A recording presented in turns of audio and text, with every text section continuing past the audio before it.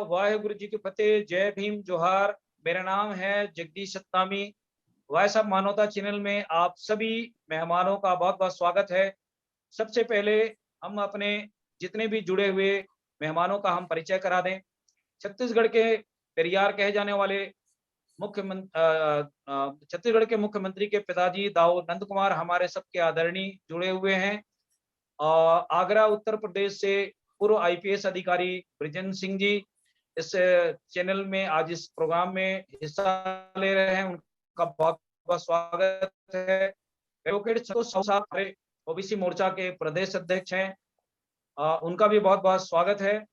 परमार साहब जो हमारे इस प्रोग्राम में जुड़े हुए हैं, उनका भी बहुत बहुत स्वागत है। राजाराम लकड़ा जी जो जो जापान में अपनी सेवा देते हैं, वो आदिवासी मूल निवासी समाज के हैं, उनका भी बहुत बहुत स्वागत है। हम आज के इस प्रोग्राम में जो मुख्य जो हमारा विषय है भारतीय जनगणना के संदर्भ में है, और इस जनगणना को 15 बार भारत में हो चुके हैं, लेकिन जो संवैधानिक रूप से जनगणना को लेकर पारदर्शिता और सेंसेक्स में जो जानकारी आम जनता को होनी चाहिए वह नहीं है। हम इसी संदर्भ में संतोष साहू जी के पास अपने विचार व्यक्त करने के लिए उनके पास जाना चाहेंगे। संतोष साहू साहब, जो जनगणना अभी तक हुई है, उस जनगणना के संदर्भ में जो पारदर्शिता है और जो धार्मिक जो उसका लिंक आया लोगों के ऊपर में जो हिंदू धर्म या लोगों के ऊपर में, इस संदर्भ में हम आपकी प्रतिक्रिया जानना चाहेंगे। संतोष साहू साहब। ईमेल में तो नमो बुद्धाय, जय भीम। चलो फिर देख लेंगे, अगली बार इसे मंगाया करें। वॉइस ऑफ मानवता बंद कर दो। इस डिबेट कार्यक्रम में जुड़े सभी प्रबुद्ध जन, मतदाता जागृति मंच एवं कुर्मी किसान मजदूर महासभा के राष्ट्रीय अध्यक्ष को हार्दिक अभिनंदन। सभी प्रबुद्ध जन को जय भीम। जैसा कि आपका विषय आपने जो रखा है कि भारत में आगामी 2021 का जनगणना होने वाला है, पर वैश्विक महामारी कोविड-19 की वजह से अभी भारत सरकार जो अप्रैल से जनगणना होना था, फरवरी से ऐसे बढ़ के डेट आगे आया है, पर कंफर्म कोई अभी डेट नहीं है हमारे सामने कि ये कब होगा। पर भारत में जो जनगणना होना है, जनगणना अति महत्वपूर्ण विषय है। 10 वर्ष तक भारत सरकार को जो प्लान बनाना है, एक जो आंकड़ा है, भारतीय लोगों का जो आंकड़ा है, उसके आधार पे बजट का निर्धारण होगा। किस क्षेत्र में कितना हमें खर्च करना है, लोगों के सामाजिक विकास, आर्थिक विकास, उनका जो शैक्षिक विकास है, जो संसाधन है, किस क्षेत्र में कितना हमको कैसे निवेश करना है, उसके लिए आंकड़ा का जरूरत पड़ता है। और ये आंकड़ा अभी 2021 में भारत सरकार इकट्ठा करने वाले हैं। सबसे पहले तो मैं चाहता हूं कि जिस प्रोफार्मा में आंकड़ा इकट्ठा किया जाएगा उसको भारत सरकार जनगणना प्रारंभ करने से पूर्व सार्वजनिक करे। दूसरा, भारत में जो जनगणना होने वाला है, भारत में दो बातें हैं। वर्तमान भारत में जो संवैधानिक शब्द है, जो संवैधानिक व्यवस्था है, वो शेड्यूल कास्ट के रूप में जनगणना हो, शेड्यूल ट्राइब के रूप में जनगणना हो, अन्य पिछड़े वर्ग के रूप में जनगणना हो, सामान्य के रूप में जनगणना हो, और धार्मिक अल्पसंख्यक के रूप में जनगणना होनी चाहिए। अगर ये बातों के ऊपर कोई अगर बातें हैं भारत सरकार का, तो फिर भारत में एक बार जाति आधारित जनगणना होनी चाहिए। ये हम लोग बार बार देश भर में ये राष्ट्रीय पिछड़ा वर्ग मोर्चा के माध्यम से आंदोलन चल रहे हैं, मतदाता जागृति मंच के माध्यम से ये बातें आ रही हैं कि इस देश में एक बार जाति आधारित जनगणना कराई जाए, अगर भारत सरकार का नियत साफ है तो। क्योंकि इस देश में जब तक जाति आधारित जनगणना नहीं होगा, ये पता नहीं चल रहा है कौन सी जाति में कितना शिक्षा है, कितना सर्विस है, कितना जमीन है, कितना उद्योग के मालिक हुए, उनका अभी तक शैक्षिक प्रगति कितनी हुई, उनका जीवन शैली अभी क्या है, कितने कच्चे मकानों में है, किस जाति के लोग कितने कच्चे मकान में है, कितने पक्के मकान में है, वहाँ क्या स्थिति है। ये सारा जानकारी इकट्ठा करने का एक ही स्रोत है, वो भारत का जनगणना। और ये जनगणना भारत में या तो जाति के आधार पर कराई जाए या फिर वर्ग के आधार पे कराया जाए। धर्म के आधार पे भारत में जनगणना कराना भारतीय लोगों के हित में नहीं है, क्योंकि भारत में शेड्यूल कास्ट का अपना अस्तित्व है, शेड्यूल ट्राइब का अपना अस्तित्व है, ओबीसी का अपना अस्तित्व है, और इसी कैटेगरी के अंदर हमारा शिक्षा है, हमारा नौकरी है, हमारा हक है, हमारा हिस्सा है। तो ये बात हम आपके वॉइस ऑफ मानवता चैनल के माध्यम से अपनी जो बातें हैं जो इस देश में होनी चाहिए, हम इस रूप में इसको जी जी, भारत सरकार बहुत शुक्रिया संतोष साहू साहब। अब मैं आज के हमारे इस कार्यक्रम के बहुत ही वरिष्ठ और हम सबके प्रिय राष्ट्रीय ओबीसी मोर्चा के राष्ट्रीय अध्यक्ष किसान मोर्चा के भी पदाधिकारी हैं, ओबीसी सब के भी हैं, और छत्तीसगढ़ के पेरियार कहे जाने वाले दाऊ नंद कुमार जी के पास हम जाना चाहेंगे और उनका सबका हम परिचय अभी तो दे ही दिए हैं। बहरहाल दाऊ जी के पास हम उनके महत्वपूर्ण विचारों को लेकर, क्योंकि बहुत ही अनुभवी रहते हैं और वो एक लेखक, चिंतक, सामाजिक विचारक भी हैं। दाऊ जी, हम इस वर्तमान में जो आगामी भारतीय जनगणना को लेकर जो चर्चाएं हो रही है, उसके संदर्भ में हम आपसे ये जानना चाहते हैं कि क्या भारत के अंदर में अभी तक 15 बार चुनाव सेंसेक्स हुए हैं, उसमें हर बार हिंदू धर्म को विभिन्न जाति धर्म के ऊपर में थोपा गया है, एससी एसटी के ऊपर में थोपा गया है। इसको आप अपने विचार से हमारे देखने सुनने वालों को डिफाइन करें। पहली बात तो यह है कि हम हिंदू नहीं हैं। इसलिए हिंदू नहीं हैं क्योंकि हम इस देश के मूल निवासी हैं, और जो लोग बाहर से आए हैं वो हिंदू या अहिंदू की बात करें, हम हिंदू नहीं हैं। उन आदिवासियों के साथ हैं जो कहते हैं कि हम हिंदू नहीं हैं। वैसे ही हम पिछड़े वर्ग के लोग हिंदू नहीं हैं, इसलिए कि हम लोग बाहर से नहीं आए हैं। हम लोग इंग्लैंड, अमेरिका, यूरोप या फ्रांस, दूसरे देश से नहीं आए हैं। इसलिए हमको हिंदू कह करके परदेशी कहा जाता है, वो गलत है और हम इसका बहिष्कार करेंगे। अगर कहीं हमको हिंदू लिखे तो उसका बहिष्कार करेंगे। और दूसरा ये है कि हम हमको जो लिखा जाता है उसका टोकन दे कि क्या लिखा गया है, क्योंकि अभी पिछले 2-3 साल पहले भूपेश बघेल ने ओबीसी को आरक्षण दिया था 27%, और ब्राह्मण ने रिट दायर किया कि उसका रिकॉर्ड लाओ, तो सरकार भी रिकॉर्ड देने में असमर्थ रही। और मतलब यह है कि ओबीसी के रिकॉर्ड को दबा दिया जाता है, छिपा दिया जाता है, नष्ट किया जाता है। तो हमारा ये कहना है कि जो भी कोई आदमी कहे कि मैं हिंदू हूँ तो लिखे वो हिंदू, लेकिन जो हिंदू नहीं हूँ ऐसा बोले तो उसको नहीं, हिंदू नहीं है ऐसा लिखना चाहिए और टोकन देना चाहिए, क्योंकि वो फिर छिपा देगा। मोदी बहुत चालू आदमी है और आज तक के झूठ पर उसका सारा राजनीति चला आ रहा है, और इस तरह से झूठ चलेगा नहीं। इसलिए हम 2 बातें कहते हैं, एक तो टोकन देना चाहिए और दूसरा ओबीसी को हिंदू ना लिखे। यही बात हमको जी जी जी, बहुत शुक्रिया, बहुत धन्यवाद दाऊ जी। आपने अपनी विचार को बहुत बखूबी हमारे इस प्लेटफॉर्म में रखा, और ये बहुत ही महत्वपूर्ण जानकारी है, क्योंकि 1921 में जो अंग्रेजों ने जनगणना कराई थी, और उस समय भारत में ओबीसी की जनगणना 52% थी।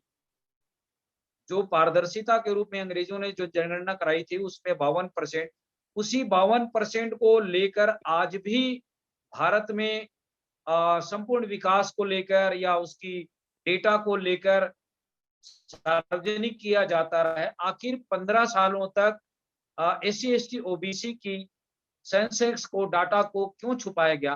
बहरहाल हम वरिष्ठ जानकार पूर्व आईपीएस अधिकारी जो प्रशासन में रहे हैं, अनुभवी रखते हैं, आगरा से ब्रिजन सिंह साहब के पास हम जानना चाहेंगे। ब्रिजन सिंह जी, अभी आप संतोष साहू जी की और दाऊ जी की बात आप सुन रहे थे, उनकी दोनों की बातों को आप डिफाइन करते हुए अपने विचार रखें। ब्रिजन सिंह जी। ब्रिजेंद्र सिंह जी हमारी आवाज सुन रहे हैं? हेलो हेलो, लकड़ा जी अपनी आवाज को म्यूट करें, आपकी आवाज।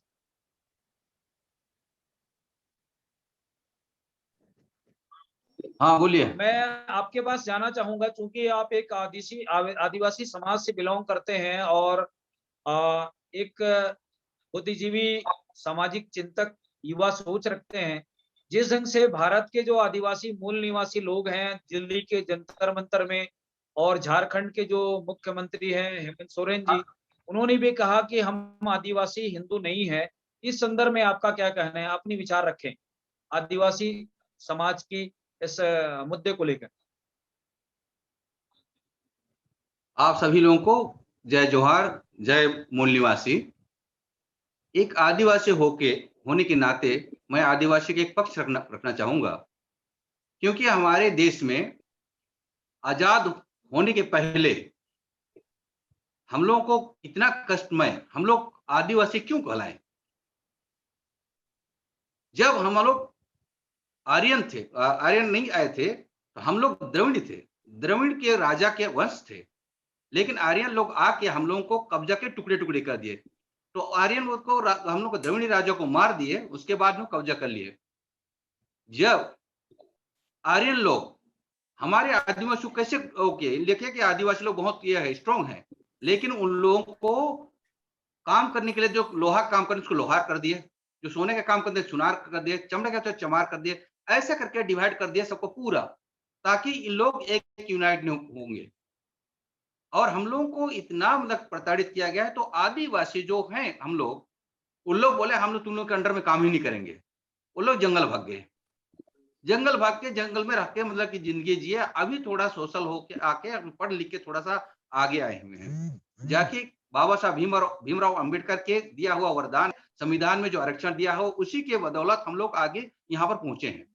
अदरवाइज हम लोग वही जंगल में रहते हैं। अभी भी हमारे आदिवासी लोग भील और पांडव भील वो राष्ट्रपति के दत्तक पुत्र कहलाते हैं, लेकिन उन लोगों का भी अभी कोई विलुप्त हो जा रहे हैं। उनका कोई जनसंख्या नहीं है, जनगणना नहीं है, कितना कहाँ पांडव जाति लोग, कितना कुरवा लोग है, ये भील लोग हैं, कहीं उसका नहीं है। उसको बोलते हैं राष्ट्रपति का दत्तक पुत्र, लेकिन दत्तक पुत्र लोगों का जनगणना नहीं है। अभी महासाहब वो बोल रहे थे जाति वो एक बार जनगणना होना चाहिए, वो सही बात है, लेकिन धर्म के नाम पर नहीं होना चाहिए। कि हमारे आदिवासी लोगों को धर्म के नाम पर डिवाइड कर रहे हैं। आरएसएस वाले क्या कर रहे हैं, अभी एकलव्य एक स्कूल खोल रहे हैं। एकलव्य स्कूल एक टारगेट है हम लोगों के आदिवासी लोगों को वहां पढ़ाना, और उन लोग अपना जो हिंदू रीति रिवाज के पूजा पाठ करवाना। वो इसी कारण से एकलव्य खोले हुए हैं। उनका टारगेट है कि आदिवासियों को कैसे हिंदू कन्वर्ट किया जाए। तो इस कारण से वो एकलव्य हर वो जिले में एक एकलव्य स्कूल खोला गया है।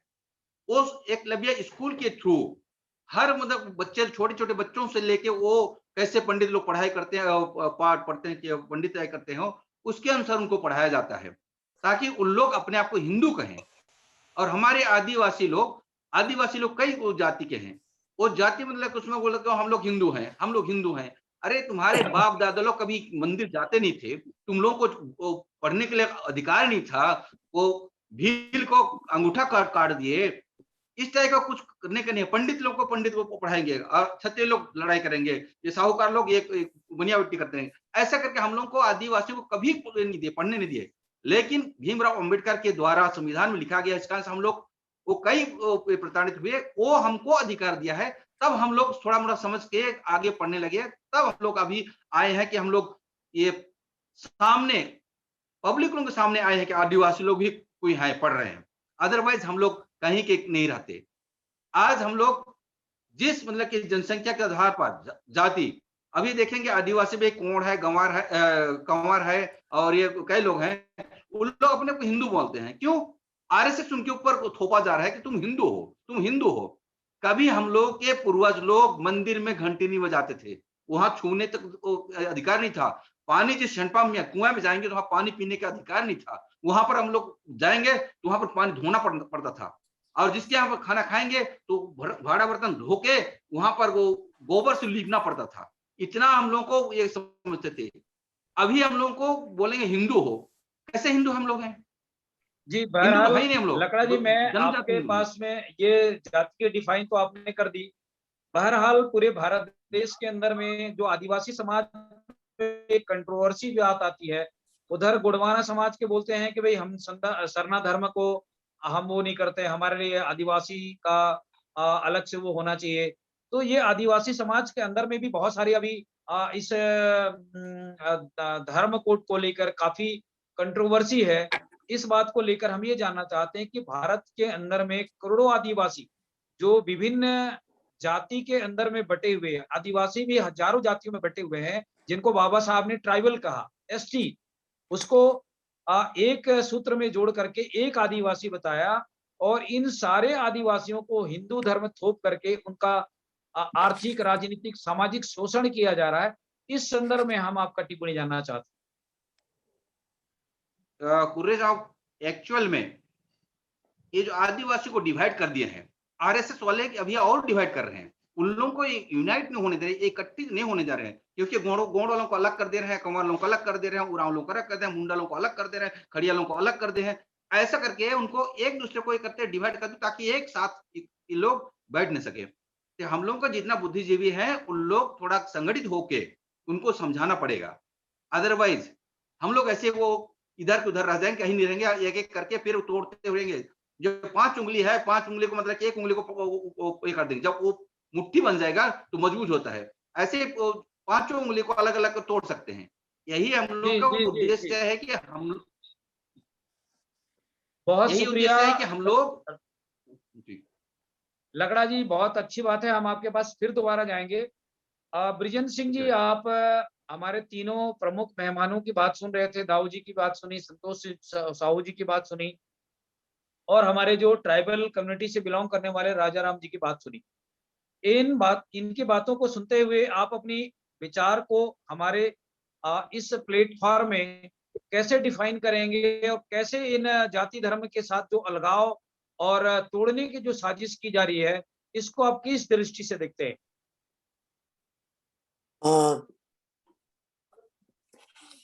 देखिए, आपको सबसे पहले जगदीश जी मैं धन्यवाद दे रहा हूँ, आप ये अवसर दे रहे हैं। लेकिन जहां तक ये सुनने का सवाल है, कुछ मेघराज जी ने कुछ जादू कर दिया था इसमें, मुझे बिल्कुल आवाज वहां से नहीं आ पा रही थी मेरे पास, तो मैं सुन नहीं पाया ये क्या बातें हो रही थी। लेकिन अच्छा। ये जो टॉपिक है आपका बड़ा इम्पोर्टेंट है और इसका सीधा संबंध उससे है जिसे वर्णाश्रम धर्म कहते हैं, वर्ण व्यवस्था से। वो लोग जिन्होंने वर्ण व्यवस्था को यानी कास्टिज्म को, जातिवाद को स्वीकार करने से इनकार कर दिया, उनको ज्यादातर अछूतों में, दलितों में डाल दिया गया, अनटचेबल घोषित कर दिया गया, और जिन्होंने समझौता कर लिया उनको शूद्रों में घोषित कर दिया। जो रिफ्यूज कर दिया वो बेचारे ट्राइबल या ऐसे अनटचेबल घोषित कर दिए गए। ये वो बाबा साहब ने जो कहा है, रेवोल्यूशन और काउंटर रेवोल्यूशन के जरिए क्रांतिकारी शक्तियां और क्रांति विरोधी शक्तियां, ये उस दृष्टि से इसको समझने की जरूरत है। ये जो सामाजिक एंटी सोशल सिस्टम है कास्टिज्म का, जिसको ये धर्म कहते हैं, समस्या इनकी सबसे बड़ी जब हुई जबकि इन्होंने लोकतंत्र अंग्रेजों से प्रतिनिधि सरकार मांगना शुरू किया।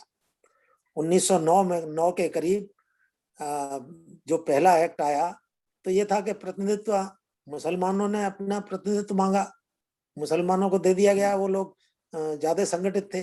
बाकी लोगों को अब ये आया कि ये शेड्यूल कास्ट किस में जाएंगे, ये तो वर्ण व्यवस्था से बाहर है। शेड्यूल कास्ट और शेड्यूल ट्राइब, ये जो ब्रह्मा जी ने जो 4 वर्ण बनाए हैं उसमें आते ही नहीं है। सिर्फ द सो कॉल्ड शूद्र आते हैं, उसमें अनटचेबल नहीं आते, बहिष्कृत समाज है। तो ये आया कि अभी संख्या बढ़ानी पड़ेगी अपनी, तो इन्होंने उनको हिंदू घोषित कराने की इसलिए कोशिश की कि मुसलमानों से कहा कि हम 80% हैं।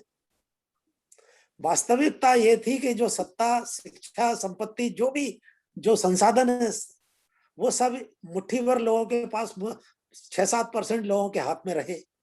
कोई लोकतांत्रिक समाज यहाँ था नहीं, तो इसलिए ये समस्या 1909 के बाद शुरू हुई है कि प्रतिनिधित्व लोगों को मिले। शेड्यूल कास्ट के लोगों ने, बैकवर्ड क्लास के लोगों ने कहा कि भाई हमारा भी, आपको आजादी चाहिए, आजादी हमको भी चाहिए, हम तो आपके भी गुलाम हैं। तो ये जो समस्या सबसे बड़ी जो आज आ रही है, वो जब मंडल कमीशन जब लागू हुआ, तो आप ये बात समझ रहे हैं? आवाज आ रही है मेरी? जी जी बिल्कुल आवाज आ रही है आपकी। बोलिए। तो ये कालेकर कमीशन, बाबा साहब ने बैकवर्ड क्लास के लिए ये चाहा था कि उनका प्रतिनिधित्व निश्चित कर दिया जाए।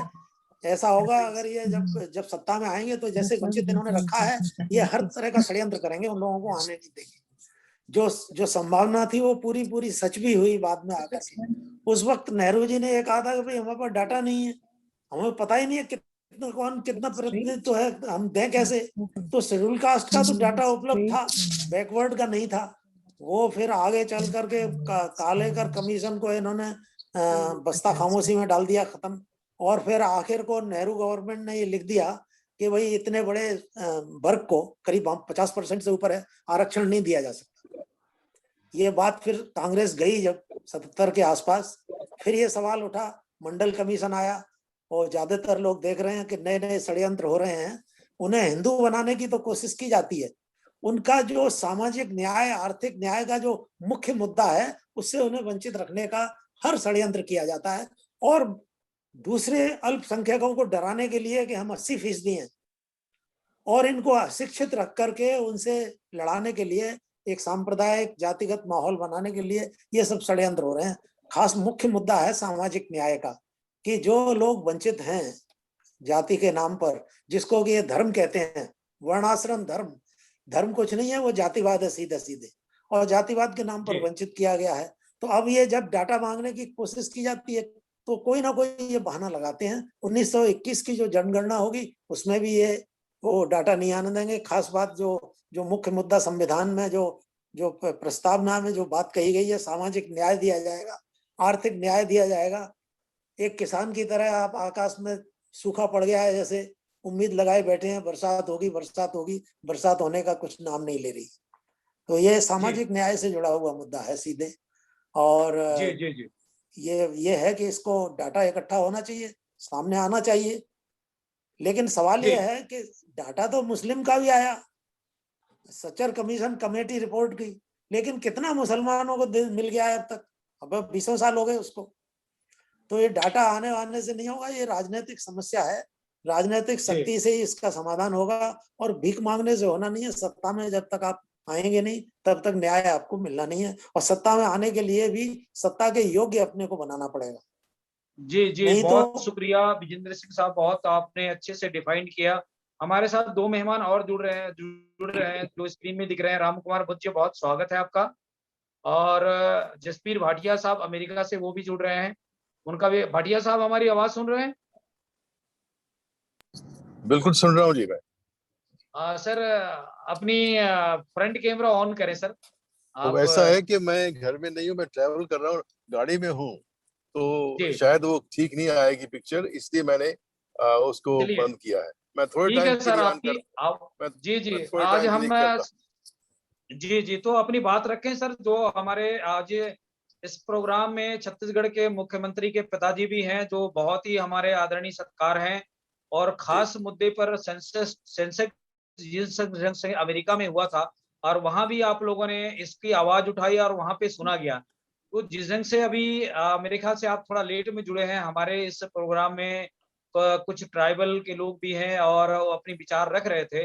आज भी भारतीय जनगणना को लेकर बहुत भेदभाव है, और करोड़ों आदिवासियों को हिंदू धर्म में थोपा जा रहा है। तो हम आपको अमेरिका के संदर्भ में जो पारदर्शिता होनी चाहिए, जो ईमानदारी और सही ढंग से जो सेंसेक्स होने चाहिए, उस संदर्भ में आपका प्रतिक्रिया जानना चाहते हैं। भाटिया साहब अपनी बात रखें।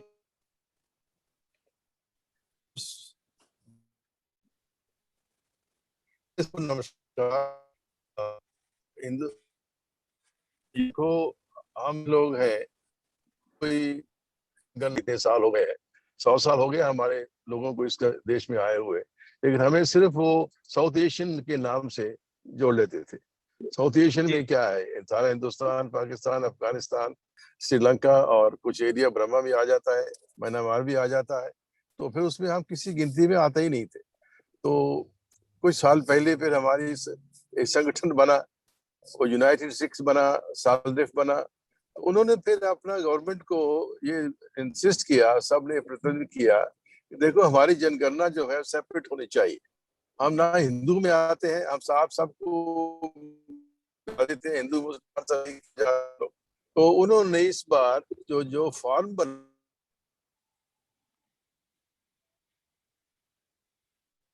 रिलीजन में उन्होंने एक अदर का कॉलम बना दिया। आवाज नहीं आ रही क्या? आ गई सर, अभी आ गई, आ रही। अच्छी बात है। तो हमने जो किया, तो उन्होंने जो जनगणना के लिए जो फॉर्म बनाया था, उस फॉर्म में उन्होंने एक जो रिलीजन का कॉलम था उसमें एक अदर का डाल दिया। अदर में उसमें लिखा था कि आपका जौन सा भी धर्म है आप उसको लिख दीजिए। तो वो जिस जैसे लिखा गया, तो सिखों के लिए एक अलग उन्होंने कोड बनाया। तो इसलिए वो सिखों की गणना जो है अब सेपरेट होगी। तो ये बात भारत में भी ऐसा होना चाहिए ताकि आप अपने आप को ये बता सकें कि हम कौन। दूसरी बात जो भी मैंने भाई साहब को सुना है, मुझे बहुत प्रसन्नता हुई सुन के, वो ये है कि जो उन्होंने बात करी है, सिर्फ भारत में ये धर्म का जो नाम है ना, हालांकि धर्मी लोग कम है लेकिन धर्म का नाम ज्यादा, धर्म के झंडे बहुत है। इसलिए किसी एक बड़े धर्म से जुड़ना जो है ना, शक्तिशाली जो धर्म से, वो बहुत जरूरी है। हमारे आप जानते हैं, मैं बार बार क्या कहूं, 10 गुरुओं से, गुरु नानक से लेकर गुरु गोविंद सिंह तक, उसके बाद भी यही हमारा जो प्रयास रहा है। गुरु नानक सब गुरु सब दलित लोगों के साथ खड़े हुए, सबसे गरीब लोगों के साथ खड़े हुए, कभी उन्होंने अमीरों का साथ नहीं दिया। ये बात सिर्फ मेरी गरीबी के है, और अमीर लोग जो है वो चाहते हैं कि गरीब हमारी सेवा करते रहे, हमसे कुछ मांगे नहीं। तो ये अब समय आ गया है कि उसको चेंज होना है। तो किसी ना किसी एक शक्तिशाली धर्म से जुड़ना जो है ना, मेरे ख्याल में, मेरा अपना विचार है, आप जैसे समय एक जुड़ना जो है उसमें शक्ति मिलती है, उसमें कम्युनिटी में एम्पावरमेंट आती है। इंग्लिश का वर्ड है एम्पावरमेंट, सशक्त होती है जो कम्युनिटी। जैसे भाई साहब ने कहा ना, हमें अपने आप को शक्तिवान बनाना है, इस कमल बनाना है कि हम उस ऊपर दर्जे पर पहुंच सके। ये शिक्षा, उसके लिए शिक्षा की बहुत जरूरत है, और शिक्षा का होना, शिक्षा के बगैर उन्नति नहीं हो सकती।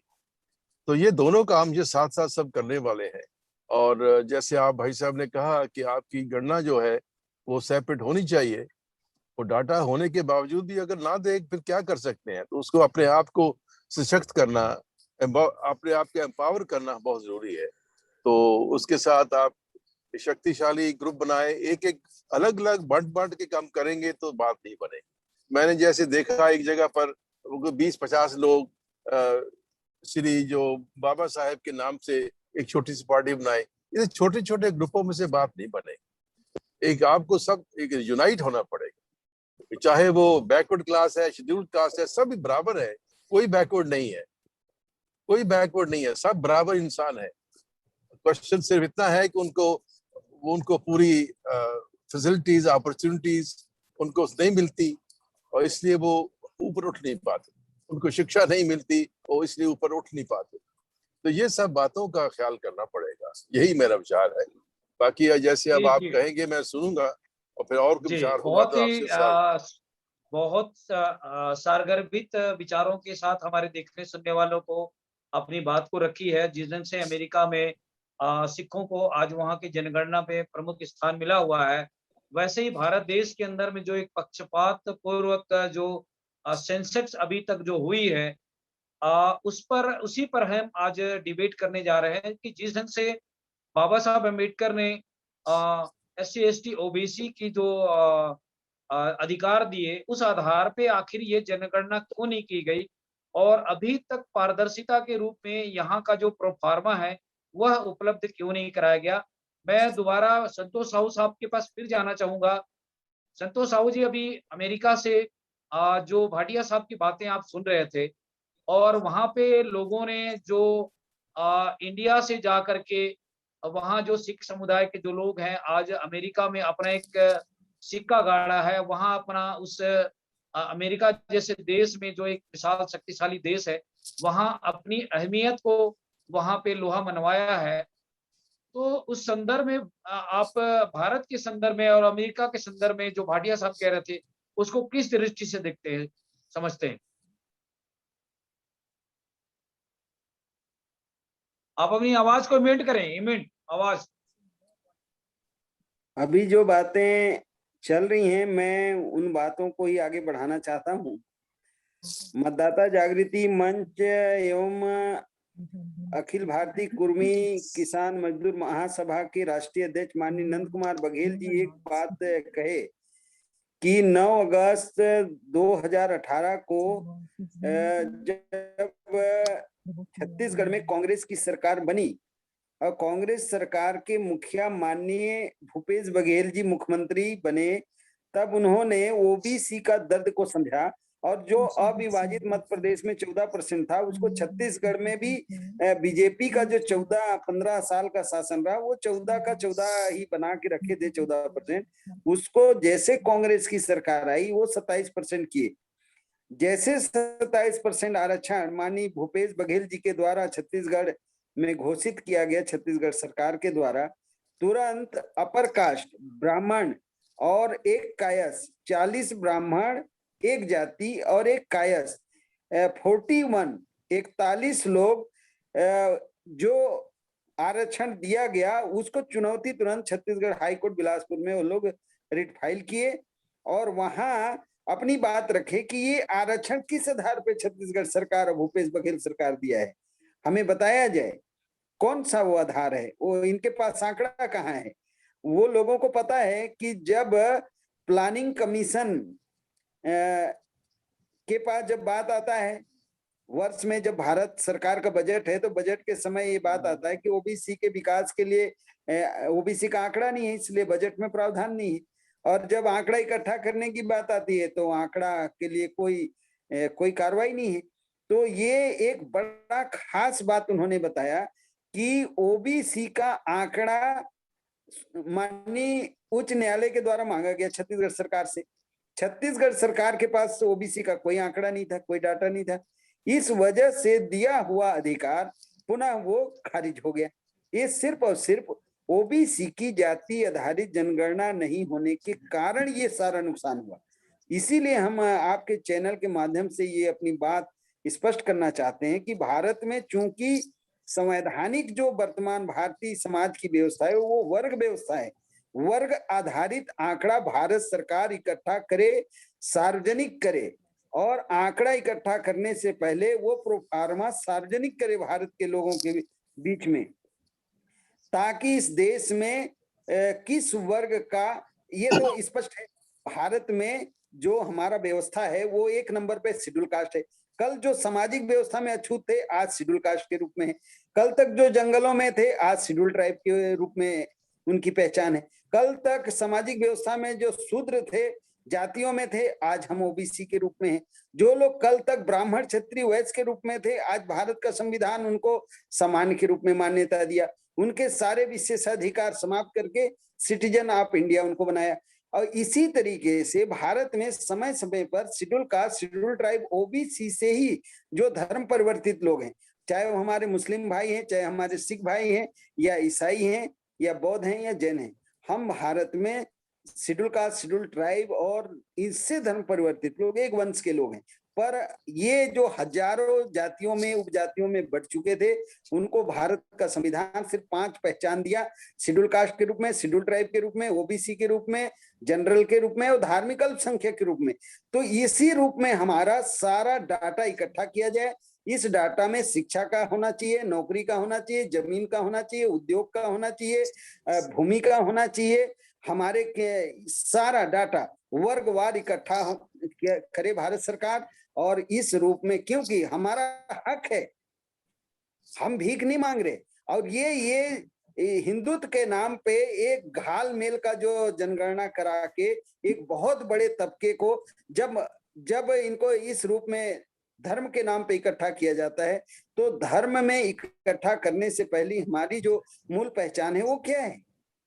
मैं ये आखिरी में एक बात कहना चाहता हूं कि ओबीसी का आंकड़ा, शेड्यूल कास्ट शेड्यूल ट्राइब को गुलाम भारत में अधिकार मिल चुका है।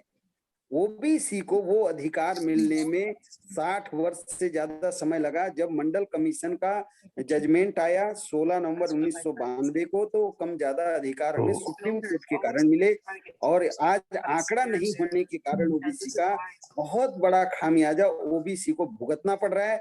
इसलिए आज पूरे देश के ओबीसी के संगठन, ओबीसी के नेता, सामाजिक कार्यकर्ता सभी लोग लगे हैं कि एक बार भारत में जाति आधारित जनगणना हो। यह भारत में जाति आधारित जनगणना अगर नहीं हो रही है तो शेड्यूल कास्ट का 1500 जातियों का पहचान है, शेड्यूल कास्ट उसके रूप में हो। शेड्यूल ट्राइब में 850 जातियां हैं, बहुत ज्यादा उपजातियां, सबको मिला के शेड्यूल ट्राइब है, तो शेड्यूल ट्राइब में हो। ओबीसी का ओबीसी के नाम पे जनगणना, या तो फिर ओबीसी का 3743 जाति मंडल कमीशन चिन्हांकित किया, उसके आधार पे जनगणना।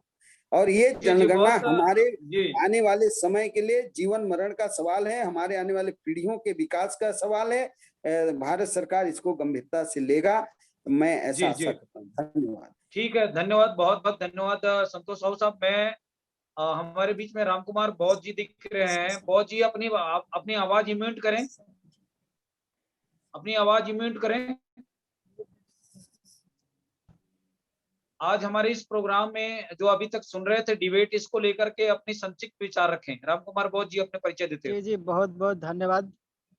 जय मूल निवासी, जय भीम, नमो बुद्धाय, सत श्री अकाल, वाहेगुरु जी खालसा, जय खालसा अपनी राज। बात रखें, अपनी बात रखें। हाँ, तो सर हमने सभी सर लोगों का बात बहुत ही गौर से सुना। जैसे मैं एक भाटिया सर ने बहुत ही अच्छा विचार दिया है, unity is the most power of our society. मतलब एकता एक ऐसा शक्ति है जिससे आप शासन को बढ़ावा दे सकते हैं। तो जो यूनिटी है कैसे आएगी? शिक्षा बिना यूनिटी तो आ नहीं सकती है ना सर? तो शिक्षा का मेन होना बहुत अति आवश्यक है। और जैसे मैं साहू सर ने कहा है, ओबीसी की गणना सबसे पहले कि संविधान के द्वारा इसमें लिखा गया है कि जो भारत में रहने वाला है वो भारतीय कहलाएगा। जो लोग हमेशा हिंदुत्व करते हैं, तो ऐसे में तो आप हिंदू राज्य को कायम करना चाहते हैं, जो भी उसमें लिखा गया है। India is the Bharat, India that is a Bharat. तो इसमें चलो यदि ठीक है, आप बहुत जी शुक्रिया। मैं राजाराम जी, आप अपनी आवाज को म्यूट करें। राजाराम जी,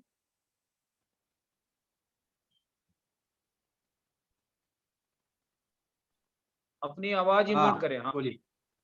मैं आपके पास इसलिए दोबारा फिर से आ रहा हूं क्योंकि चूंकि आप एक आदिवासी कम्युनिटी से बिलोंग करते हैं और भारत के अंदर में ट्राइबलों का जो पॉपुलेशन है बहुत बड़ा है, और जिन्हें अभी तक के सेंसस के आधार पे हिंदुत्ववादी लोगों ने हमेशा आदिवासियों को हिंदू धर्म में थोप करके उन्हें उनका इस धार्मिक रूप से उनका बहुत बड़ा शोषण और दुरुपयोग किया हुआ है।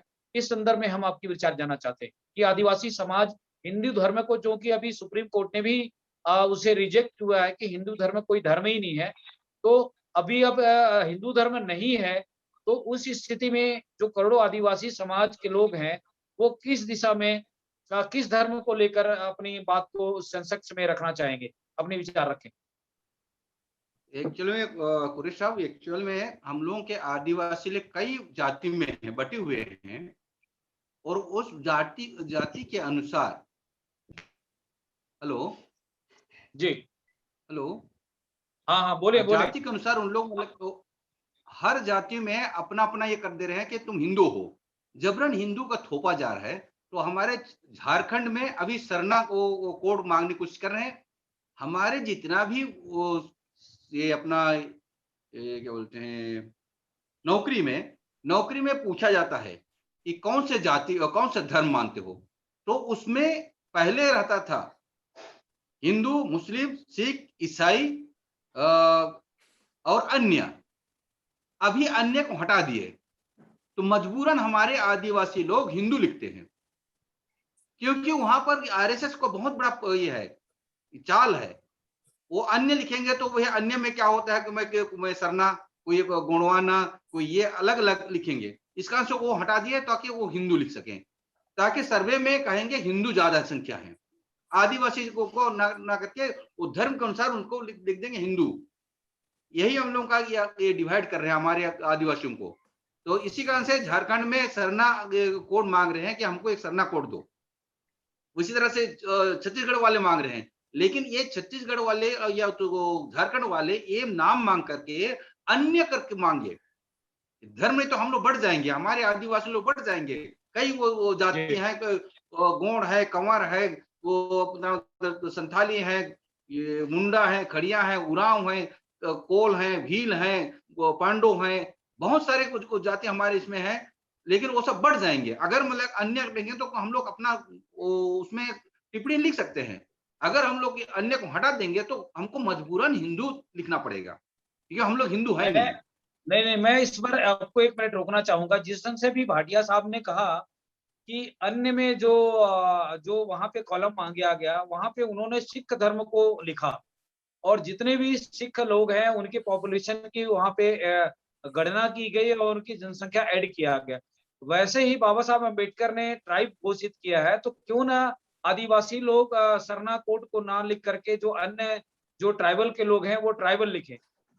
तो जब ट्राइबल लिखेंगे तो भारत का जितना भी जो ट्राइबल, जिसमें जितने भी ट्राइबल के जो जातियां हैं वो सभी ट्राइबल आदिवासी के उसमें गणना में आ जाएंगे और उनका एक अधिकार मिलेगा। हम वैसे मतलब अन्य में लिखेंगे तो वो ट्राइबल मतलब क्या है, तो उसमें धर्म को कोड देते हैं ना, कौन सा धर्म है, तो उसमें धर्म में क्या लिखते हैं, तो भैया हम उसमें हटा दिए, अन्य को हटा दिए, तो उसमें हम लोग सिख को लिख सकते हैं, अन्य में सिख लिख सकते हैं, ईसाई लिख सकते हैं, बौद्ध लिख सकते हैं, या तो सरना लिख सकते हैं। उसमें अन्य में अपना अन्य लिख देंगे, उसके बाद कॉमन उसमें कॉलम में ब्रैकेट में लिख देंगे कि हम हिंदू हैं या क्रिश्चियन है या तो हम लोग बौद्ध हैं या इसमें, तो उस टाइप का ट्राइबल लोग अपना अन्य में लिख सकते हैं। तो मैं जगदीश जी कुछ कहना चाह रहे हैं। जगदीश जी, ये संतोष साहू जी एक बात कर, मेरा संतोष साहू जी सवाल है, जैसे आप कह रहे हैं धर्म परिवर्तित लोग हैं, तो जैसे सिख हैं, जैन हैं, ये किसी धर्म से जो उनका पहले धर्म था वो कौन सा धर्म था जिससे परिवर्तित हुए हैं, या मतलब कि क्या इसमें मेरे आप जो है ना सवाल बार बार बात करते हैं, इसका मतलब किसकी धर्म से आए हैं लोग हैं, इनके बारे में बताएं थोड़ा।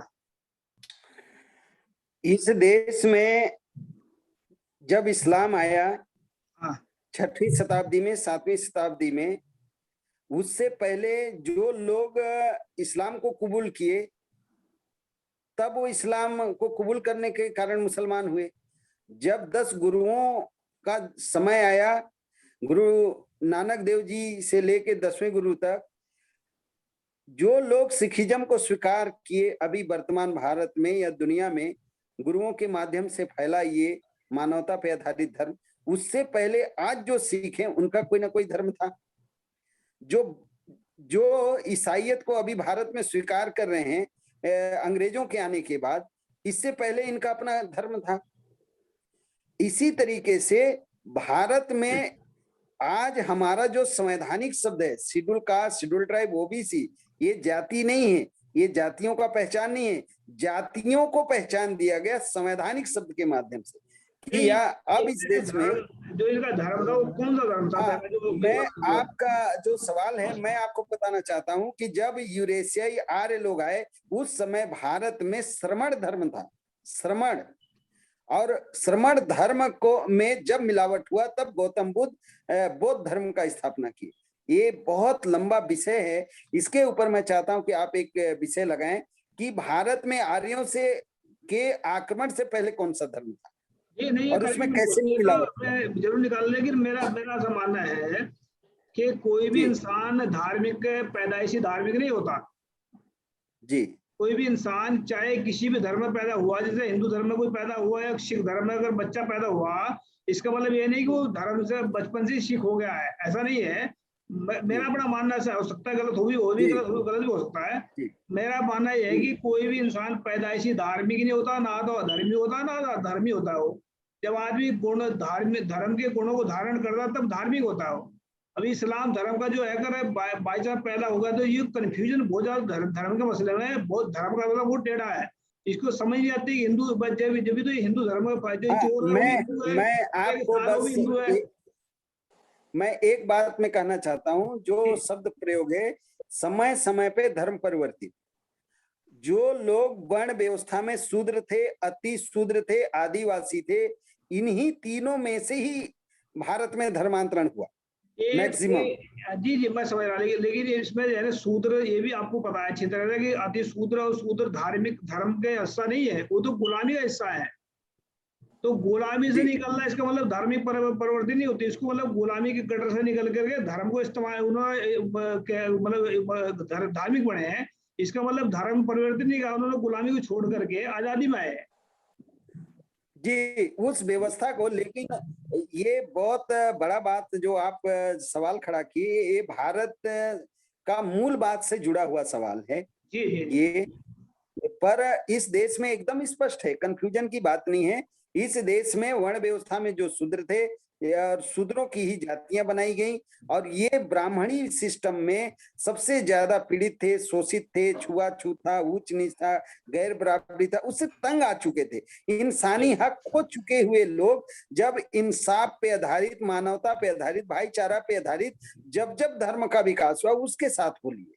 जी मैं बात करना चाहता हूँ इसमें, मैं इसको क्लियर करता हूँ बात को कि कोई भी धर्म जो है ना, पैदाइशी इंसान कोई भी धार्मिक नहीं होता। धार्मिक इंसान वही होता है जो सच्चाई और ईमानदारी में चलता है। जो धर्म सच्चाई और ईमानदारी की बातें करता है वही धर्म हो सकता है। और जो धर्म भी कपट की बात बताता है या चोरी करने बताता है, वो धर्म हो ही नहीं सकता। जो नफरत सिखाता है वो धर्म नहीं है, और जो इंसान झूठ और बेईमानी करता है वो धार्मिक नहीं है। धार्मिक इंसान वही होता है जो सच्चाई और ईमानदारी में चलता है। और सिख धर्म एक ऐसा धर्म है जो पूरे भारत के जो लोगों को लिए जो ST SC OBC के लोग हैं, इनको गटर से निकाल सकता है बाहर। तो इसको थोड़ा सोचे समझे, क्योंकि ये बुद्ध धर्म का एक दूसरा है, समझ लेना कि इसका दूसरा रूप है ये। क्योंकि बुद्ध धर्म ने उस ब्राह्मणवाद को ठोकर मारी। ये ब्राह्मणवाद को ठोकने के लिए सिख धर्म के हाथ में तलवार भी है और हथियार भी है, दोनों चीजें। उनके हाथ में विचार थे, लेकिन आज जो बुद्ध धर्म है इसके पास, सिख धर्म है इसके पास विचार भी है और हथियार भी दोनों है।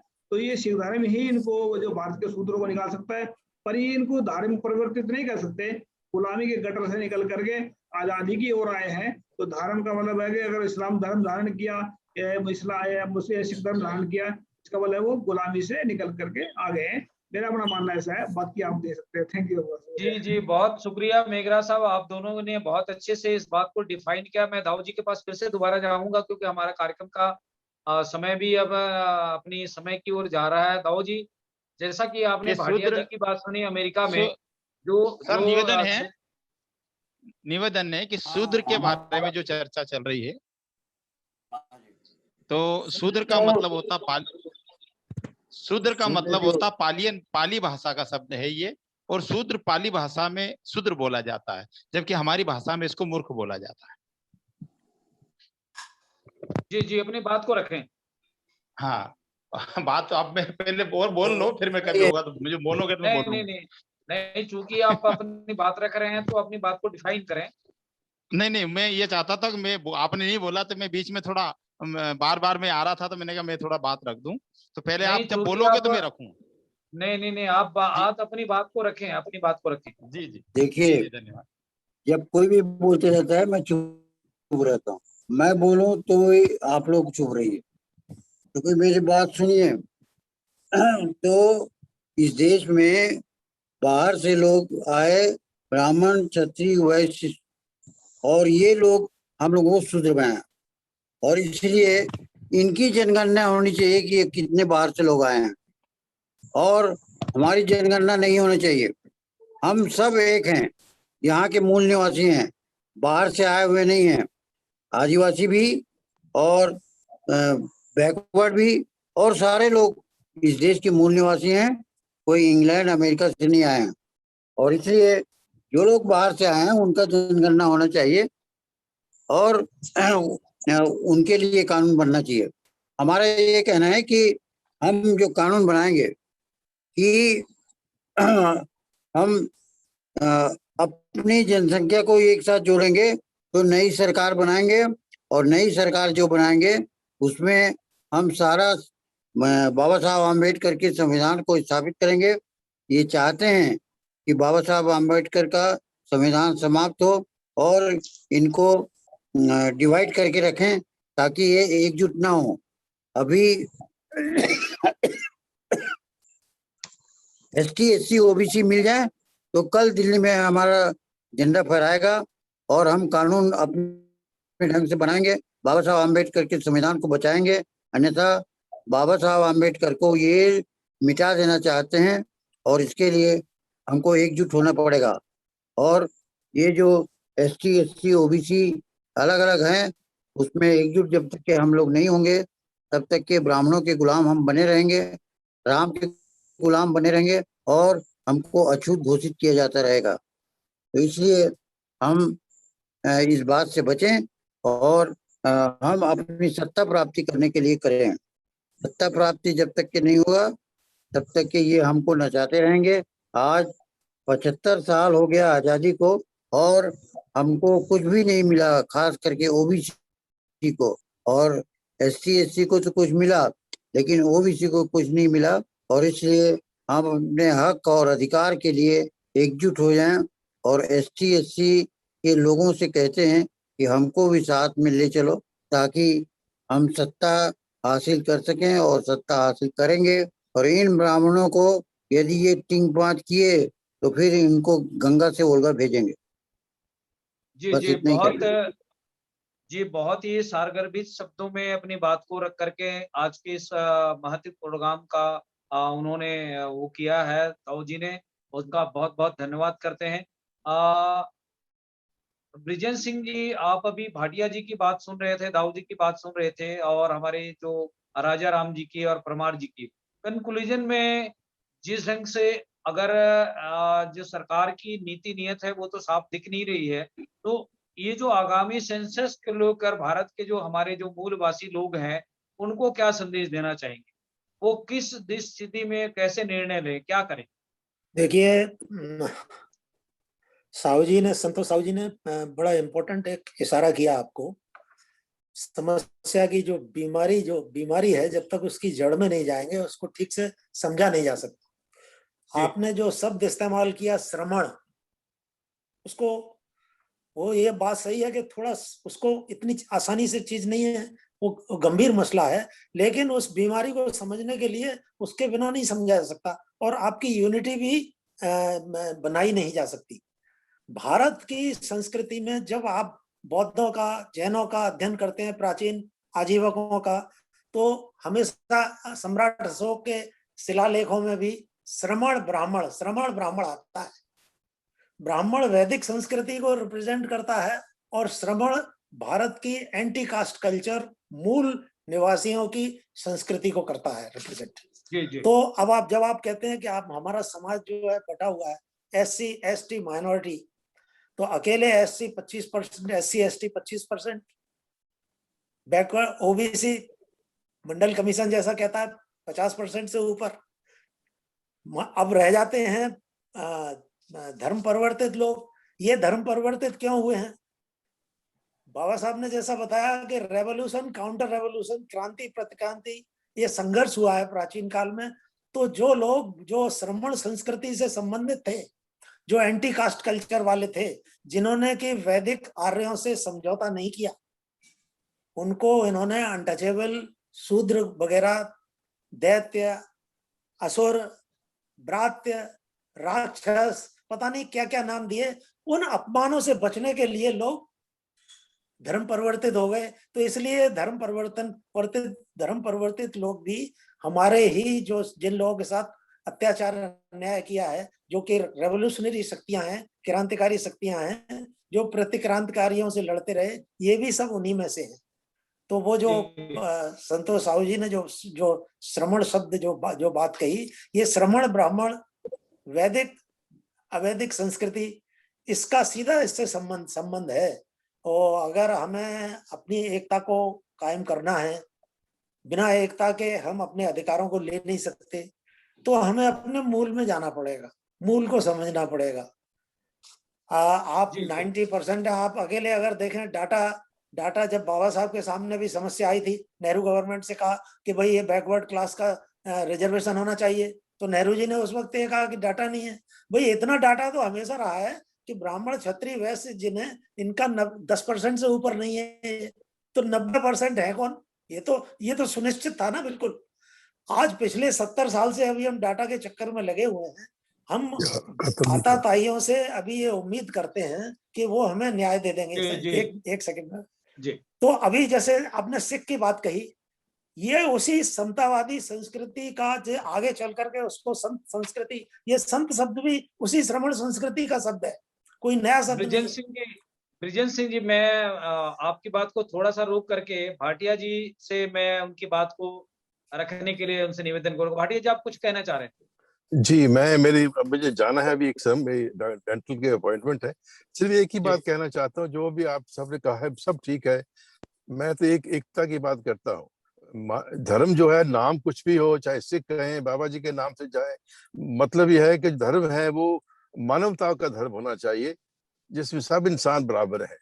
और वो जब तक ये आप यूनिटी नहीं आएगी, चाहे कोई आदिवासी है, जंगलों में रहता है, शहरों में रहता है, वो एक पुरानी प्राचीन छोटी छोटी सभ्यताएं है। सभ्यताओं को धर्म के साथ ना जोड़े, एक मानवता के धर्म से साथ जोड़े। और हाँ, जो प्रभावना बने उसमें आप ये जरूर कहिए हम हिंदू नहीं है, ये बात जरूरी होना चाहिए, हम हिंदू नहीं। बस इतनी सी बात कहना चाहता हूँ, क्योंकि आजकल बहुत शुक्रिया, बहुत शुक्रिया। हिंदुस्तान में, वर्ल्ड में हिंदू धर्म को दुनिया का तीसरा सबसे बड़ा धर्म माना जाता है, क्रिश्चियनिटी, इस्लाम और हिंदुइज्म। और ये गलत बात है, क्योंकि आपको जबरदस्ती इन्होंने हिंदू बनाया है, और ना हिंदू को ट्रीट भी नहीं करते। चलो वो दूसरी बात है, मैं इसमें डिटेल ना जाऊं, लेकिन जो परफॉर्मा बने उसमें ये बात क्लियर होनी चाहिए कि हम हिंदू नहीं। इतना ही कहूंगा। आप सबकी रक्षा करें, भगवान आप सब रक्षा करें। मैं आपका बहुत बहुत धन्यवाद करता हूं कि आपने मुझे कहने का मौका दिया है। I wish you all success. जी, बहुत धन्यवाद। परमार साहब, बहुत देर से आप अपनी बात रखना चाह रहे, शुक्रिया भाटिया साहब, शुक्रिया। परमार जी अपनी बात को रखें 60 में, क्योंकि आज हमारा कार्यक्रम समाप्ति की ओर है। परमार जी, आपको ज्यादा समय दे नहीं पाया, अपनी बात रखें। आप अपनी आवाज को इम्यूट करें, अपनी आवाज इम्यूट करें। धन्यवाद सर। जो बात अभी तक मैं सुन रहा हूँ, बहुत अच्छी बात है, सब लोगों ने कही है, और वाकई में हम लोगों को एकजुट होकर काम करना चाहिए कि इसमें कैसे क्या करना पड़ता है, जैसे सारी बातें। और हमारा एक मुद्दा भी बताया था साहब ने कि जाति आधारित जनगणना भारत में ओबीसी की होना चाहिए। तो ये जनगणना, और साहब ने झारखंड से साहब ने भी कहा था कि जनगणना में वो ब्राह्मणों की जनगणना होना चाहिए, हमारी जनगणना नहीं होना चाहिए। पर लेकिन क्या है कि अगर 1931 के अंदर जब अंग्रेज शासन भारत में था और इनने जाति आधारित जनगणना की थी, उसी आधार पर भारत में 52% पिछड़े वर्ग ओबीसी के लोग थे, 15% एससी के थे, और 7.5% एसटी के थे, और 10.5% माइनॉरिटी के लोग थे, और 3.5% ब्राह्मण, 5.5% राजपूत, और 6% बनिए थे। ऐसी जनसंख्या इन लोगों की जाति आधारित पर पता चला। अगर आज की तारीख में हम लोगों को जो कह रहे हैं कि हमें करना चाहिए, बाबा साहब ने जो कहा अधिकार वो ठीक है, पर लेकिन हमें क्या करना चाहिए? बाबा साहब ने जो अधिकार दिया वो तो उनको देकर चले गए, पर लेकिन हमारे अधिकार को हमको बचाना है, तो बचाने के लिए हमको एकजुट होना पड़ेगा। SC ST OBC और माइनॉरिटी के लोगों को एकजुट होकर संविधान को बचाकर, और जो हमारे घर में एक आदमी डाका डालने आया और डाका डालकर सारा माल लूट कर चला गया, और उसको कहते हैं कि हमें थोड़ा सा कुछ दे दो, तो क्या डाका वो हमारे घर में देने के लिए आया था क्या? वो आदमी डाका डाल गया। अब हमारी व्यवस्था हमको इकट्ठा होके उससे सारा माल हमारा छीनना पड़ेगा, सारा अधिकार हमारा छीनना पड़ेगा, क्योंकि उनने हमारे घर में बेबस बनाकर छोड़ दिया गया है। और आज हम उनसे मांगने की बात कर रहे हैं, मांगना नहीं है, हम तो आपको छीनना पड़ेगा। ये बात ओबीसी के बारे में है। और जाति आधारित जनगणना जब हो जाती है तो आज की तारीख में 60% ओबीसी के लोग हैं, और एसटी के लोग, यानी बनिया, ब्राह्मण, राजपूत, सिर्फ ये 10% से भी कम बच गए। ब्राह्मण तो सिर्फ 1.5% करीब ही आज की तारीख में भारत में है। और अभी 2012 से लगाकर अभी तक जो ब्राह्मण 2 प्रकार के होते हैं, एक सनातनी ब्राह्मण होता है, एक प्रगतिशील ब्राह्मण होता है। ये प्रगतिशील ब्राह्मण होता है, बिजनेसमैन होता है, व्यापारी होता है, और सनातनी होता है गांवों में शहरों में उनको उल्लू बनाकर रखना। तो प्रगतिशील ब्राह्मण तो अपना कुछ बोरी बिस्तर और धन बटोर कर विदेश चला गया है। अब ये बचे हैं कुछ सनातनी, प्रगति तो चला गया, सनातनी बचे हैं, और कुछ प्रगतिशील उसके अंदर हैं जो लगे हुए हैं। तो हमें इनसे लड़ना पड़ेगा और इनको भगाना। तो वो उनकी दुर्दशा ठीक है, समझ गए, जाना है। और दूसरी बात है कि आदिवासी पे जो अभी बात चल रही थी कि आदिवासी का धर्म क्या है, हिंदू धर्म लिखा जा रहा है, तो हिंदू धर्म एक अन्य शब्द भी आया है ऐसी चीजों पे। तो आदिवासियों को, आदिवासी शब्द का मतलब होता है आदिकाल से निवास करने वाला। तो वो आदिवासी शब्द लिख सकता है, या शेड्यूल ट्राइब या ऐसे लिख सकता है।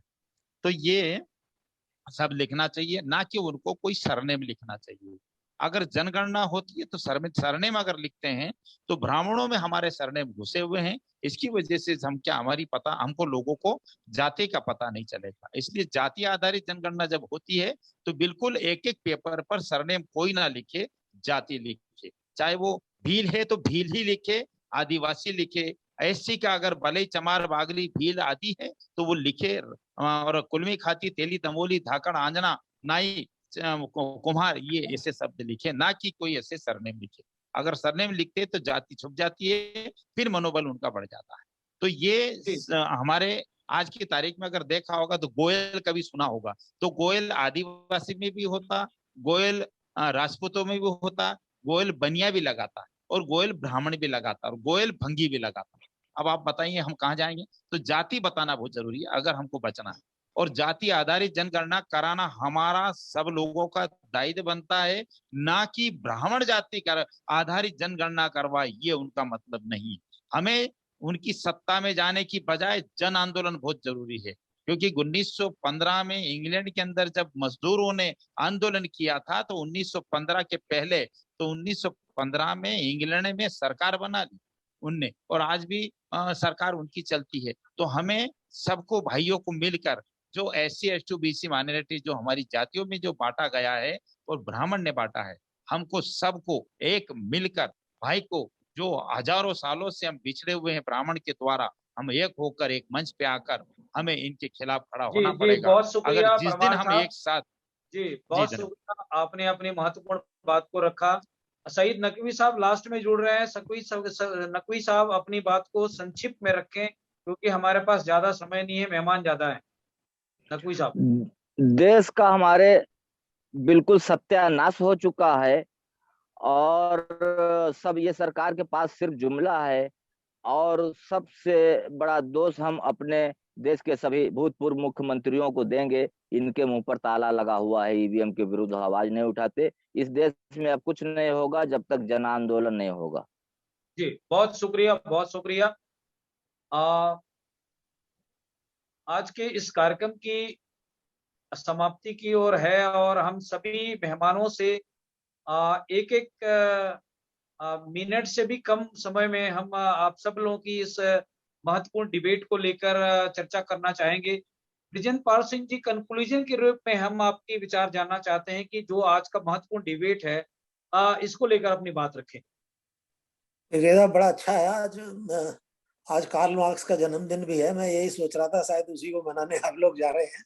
उन्होंने बड़ी बड़ी महत्वपूर्ण बात कही है कि इस देश में, और बाबा साहब ने भी यही बात कही है कि इस देश कि धनी और निर्धन, हैव्स हैव नॉट्स, साधन संपन्न साधनहीन, जो वंचित लोग हैं, जो अन्याय के मारे हुए हैं, वो इकट्ठे जब तक नहीं होते तब तक वो न्याय कोई भीख में उन्हें देने वाला नहीं है।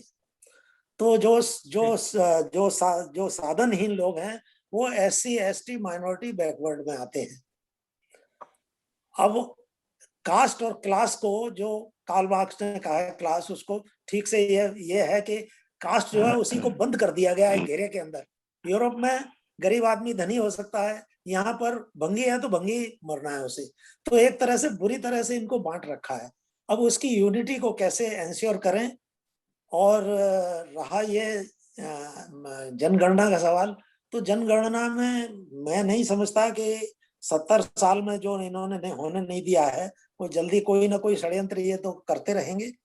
खास बात यह है कि जो वंचित लोग हैं, धनहीन हैं, साधनहीन हैं, निर्धन लोग हैं, जो लोग, जिन लोगों के साथ अन्याय हो रहा है, उनको यूनाइट कैसे किया जाए। और उसका सबसे बड़ा एक आधार ये भी जो बता रहे थे, श्रमण संस्कृति, एंटी कास्ट कल्चर।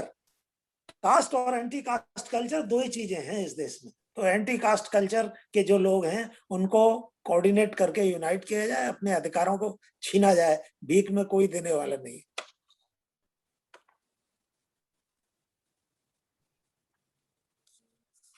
हेलो, मैं आखिरी में 2 शब्द कहना चाहता हूँ। जी जी मैं ब्राह्मण लोग जब 27% आरक्षण के खिलाफ रेज दायर किए और वो जीत गए, इसके खिलाफ हमने ये कहा पूरे छत्तीसगढ़ में घूमकर कि ब्राह्मणों को वोट मत दो, और उसके कारण वे जिला परिषद के अध्यक्ष नहीं बने, ये जनपद के अध्यक्ष नहीं बने, और वो कोई भी मेयर पद प्राप्त नहीं किए, सब जगह। और आगे आने वाले चुनाव में वो एक भी ब्राह्मण विधायक नहीं बनेगा, क्योंकि ब्राह्मण लोग हमको अछूत नीच समझते हैं, और उसके खिलाफ हमने छत्तीसगढ़ में मोर्चा संभाला है और पूरे हिंदुस्तान में मोर्चा संभालेंगे। अगर कहीं वो अपने संख्या बल के आधार पर मांग करेंगे तो उनको मिलेगा, लेकिन अगर संख्या के खिलाफ मांगेंगे तो उनको एक भी सीट विधायक सांसद नहीं बन पाए। ये हमारा संकल्प है। जी बहुत बहुत धन्यवाद दाऊ जी, आपने महत्वपूर्ण इस डिबेट को लेकर हमारे देखने सुनने वालों को लगातार अपनी उपस्थिति देकर, अपनी कीमती समय देकर हमारे जनता को अपने विचार रख रहे हैं। राजाराम जी, अपनी अंतिम प्रतिक्रिया के रूप में कम शब्दों में बात रखें। मैं ट्राइबल के हिस्से को मैं बोलना चाहता हूं कि हमारे ट्राइबल लोग पढ़े लिखे बड़े बड़े IAS IPS बड़े बड़े अधिकारी हैं, उन लोग अपने आप को उच्च कोटि समझते, इसी कारण से हमारे ट्राइबल लोग यूनाइट नहीं होते हैं। छोटा सा उदाहरण मतलब कि ये एक IAS है, अपना गांव नहीं जाता है, IAS बन के यहाँ पर कलेक्टर है, जो सेक्रेटरी चीफ सेक्रेटरी बन गए थे, लेकिन जब तक कलेक्टर बन के चीफ सेक्रेटरी बन गया लेकिन अपने गांव नहीं गया, और गांव तक मतलब अपना वो बिजली तक नहीं आया, तो आप गांव वाले क्या समझेंगे? गांव जाके एक उदाहरण तो बनिए, वहां एक दिया तुम जला दिखिए, तुमसे एक कलेक्टर, मेरा बेटा भी कलेक्टर बनेगा। कोई भी नहीं करते, पढ़ लिख के वहां से वो अपने गांव से वो विस्थापित हो जाते हैं। इसी कारण से हमारे जसपुर जिला में जनसंख्या कम होती जा रही है। इसी कारण से हम लोग यूनाइट नहीं होते, पढ़ लिख के अपने हम लोग को हाई फाई समझते हैं। इसी कारण से हम लोग, हमारे आदिवासी लोग बिखरते जा रहे हैं। जी बहुत शुक्रिया राजाराम जी, अपनी बात। मैं संतोष साहू साहब, आज के इस कार्यक्रम की कंक्लूजन के रूप में अपनी बात रखें। संतोष साहू। मैं बस इतना कहना चाहता हूं कि इस देश में 2021 का जनगणना धर्म के आधार पे नहीं होना चाहिए। हिंदुत्व का मूल जो शब्द है वो ब्राह्मणत्व है, और हिंदू नाम का भारत में कोई जाति नहीं है, कोई जगह नहीं है, कोई धर्म नहीं है। अगर उसके जगह है तो ब्राह्मण धर्म है, सनातन धर्म है, वैदिक धर्म है। उसके दायरे पे भारत का आदिवासी नहीं आता। इस देश का बाबा साहब ने जो शब्द प्रयोग किया अछूत, वो नहीं आता। हम पिछड़ी जाति के लोग, वर्ण व्यवस्था में शूद्र थे, शूद्रों की जातियां बना दी गई, हम अलग अलग जातियों में रहे, उसका दंश हम झेले हैं। इसलिए इस देश में जनगणना अगर भारत सरकार कराना चाहता है निष्पक्ष और जवाबदेही से, सभी लोगों को न्याय देना चाहता है, तो जाति के आधार पे जनगणना हो या फिर वर्ग के आधार पे जनगणना हो, ऐसी हम मांग करते हैं। और एक बात माननीय नंद कुमार बघेल जी ने कहा कि ये विदेशी समय समय पर जो आए वो भी अपनी जनगणना कराएं, तो इसी बात को मैं आगे बढ़ाना चाहता हूं कि सभी लोगों की जनगणना होनी चाहिए, तब पता चलेगा कि इस देश में कौन कहाँ पे खड़ा है। जी धन्यवाद। विजय साके जी, आप लास्ट में जुड़े, अपनी बात संक्षिप्त में रखें, कार्यक्रम की समाप्ति की ओर है। अपनी आवाज को म्यूट करें, आवाज। हाँ सर, नमस्कार, जय जवाहर जय भीम। सर मैं विलंब से जुड़ा, इसमें क्षमा चाहता हूँ। बाकी सर ये आपकी जो जनगणना है ये जाति आधारित होना चाहिए, बिल्कुल आपका सर बहुत बहुत धन्यवाद। ये चीज अगर होती है तो बहुत अच्छा रहेगा सर, इसमें हमको पता तो चलेगा कि कौन कहाँ खड़ा है। धन्यवाद जी सर। जी, बहुत शुक्रिया। मेघराज जी कुछ कहना चाह रहे थे? मेघराज साहब, मेघराज जी, मेघराज जी कहीं चले गए हैं लगता है। तो मैं सभी आज के प्रमुख जो इस कार्यक्रम में, अच्छा संतोष साहू साहब अपनी बात रखें। मैं 2 आखिरी, मिनट चाहता हूं अगर समय है तो। जी इस देश का जो संवैधानिक व्यवस्था है शेड्यूल कास्ट, तो ये बड़ा भ्रम सा बनाया जा रहा है इसको कि शेड्यूल कास्ट कौन है। शेड्यूल कास्ट कोई जाति नहीं है और ना ही किसी धर्म से उसका संबंध है। शेड्यूल कास्ट वो है जो भारत में सामाजिक रूप से पिछड़े, शैक्षणिक रूप से पिछड़े और जिनको मनुवादी व्यवस्था अछूत बनाया था, उन सभी का 1928 से 1932 में चिन्हांकन किया गया।